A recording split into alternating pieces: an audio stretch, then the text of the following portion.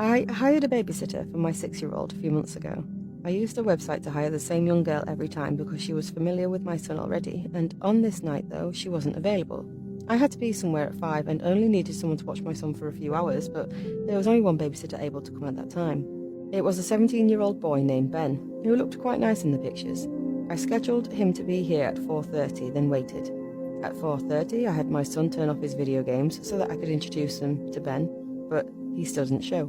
I was watching out of his window for his arrival, but at 5, I called the website and asked where he was, and they told me that he clocked in on their app, supposedly meaning he'd arrived and was already babysitting. After discussing it a bit more, they cancelled it and apologised, but said no one was available to cover him. I was really angry, being forced to cancel my plans. At 6, I made dinner for myself and my son, and we started watching a TV show together. In the middle of the episode, there was a knock on the front door. I paused the show and went up to look through the peephole. A guy was on the porch, and I saw his car parked in our driveway as well. I opened the door. "Hi, I'm Ben," he said. I gave him one of those, "Are you serious right now?" looks. "You're over 2 hours late, just go," I said, closing the door in his face. Not the nicest thing to do on my part, but I was honestly even more upset that he chose to show up still. I sat back down and played the show again. After a couple of minutes, though, I checked the window and saw that his car was still there in the driveway. A cold rush ran through me. I went back to the door and looked out the peephole.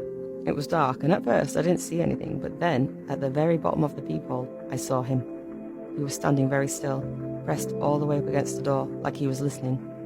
I watched him for a few seconds, so creeped out that I was just in a state of shock. I must have been visibly so, because my son called out to me in a worried voice. I snapped out of it and backed away, telling my son to go to his room and lock the door. I called the police, but I think Ben heard. He knocked on the front door, then the doorknob rattled, and he banged on the door again.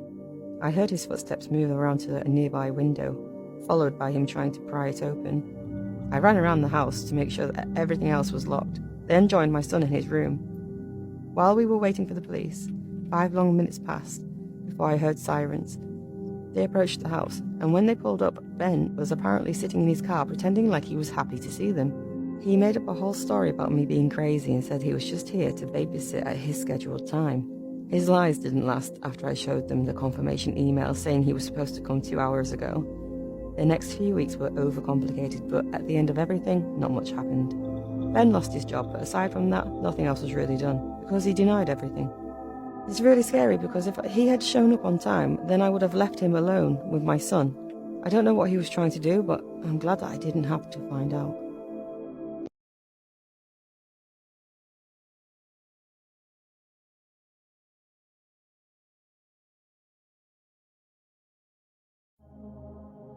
When I was 16, my parents made me get a job.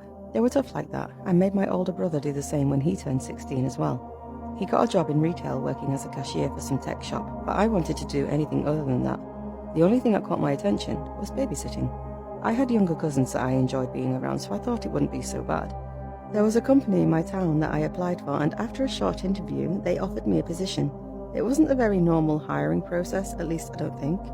Once hired, they took some photos of me and had me fill out a bio of who I was, and then they posted me on their website as a babysitter. I waited.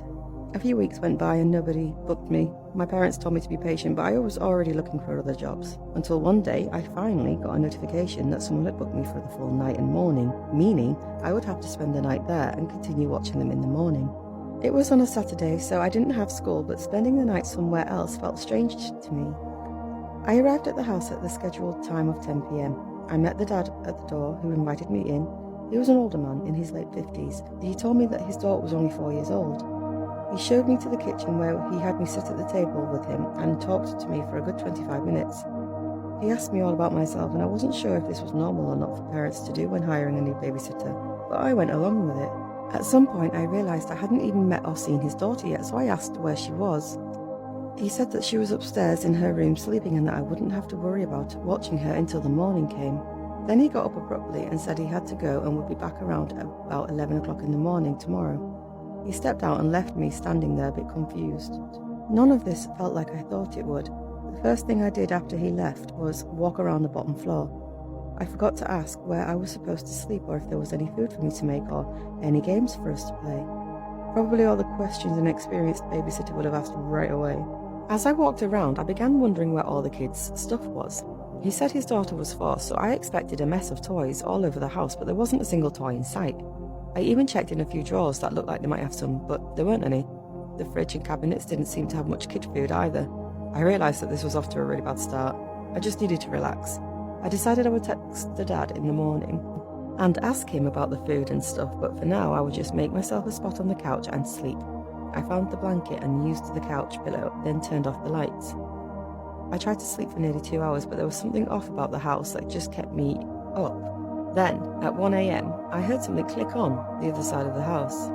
I shot up and I looked across the room. The whole house was quiet now. I was sitting up for a full minute until I heard the back door slide softly open. My heart was pounding as I got up and I went into the hallway that had a clear view of the back door. I was confused to see the dad with his back to me while he was trying to softly close the door behind him.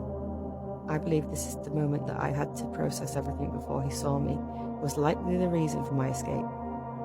As he turned and saw me, I started running for the front door. His footsteps followed behind me, rushing down the hallway and yelling at me to stop. I ran for my car and got in.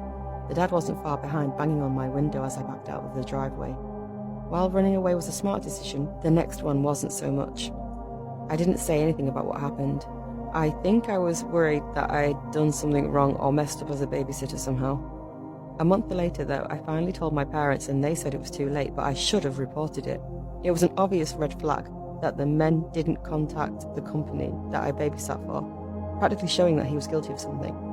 I'm sure there was no daughter, and no reason for me to be at his house, other than for some sick plan that he had set up for me.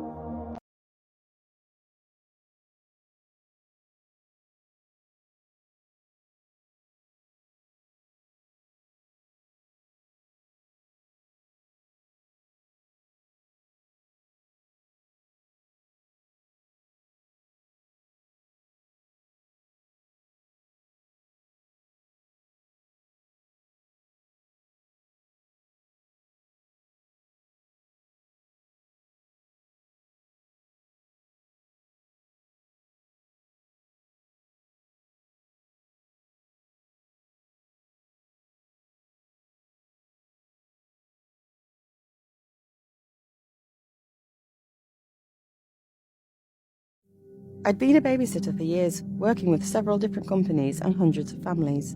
This was just another job on a Thursday night. I drove to the house, getting there exactly on time, and met the parents. They were having a date night at a concert downtown and would be gone for 5 to 6 hours. It was nearly 6:30 already, so this was a late job. They introduced me to their son, Jay, who was 10. He was very talkative and seemed to enjoy my company. When the parents left, he was excited to show me his video games and have me be his audience while he played. He played for around 2 hours before I started getting hungry.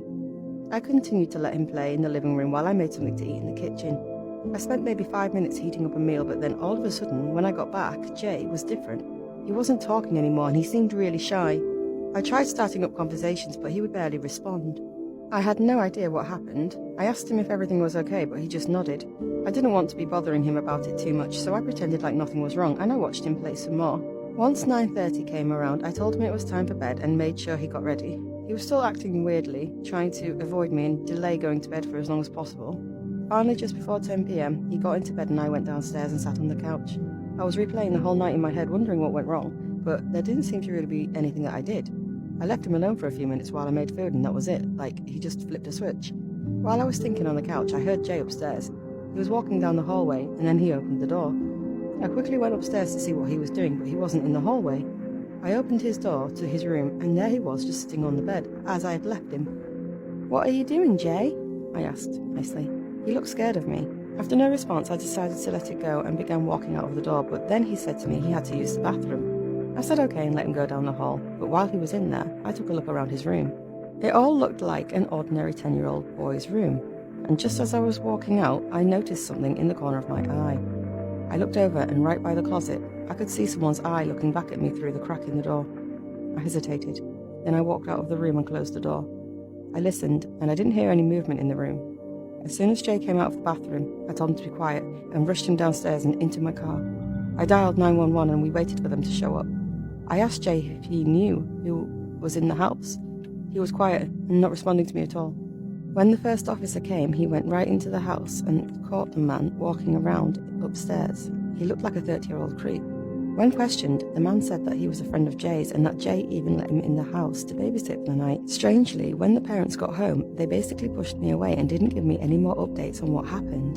There was obviously something really weird going on because Jay was very scared of him. I don't know if they knew each other or if this was a first-time encounter, but I hope it was all dealt well with by the police.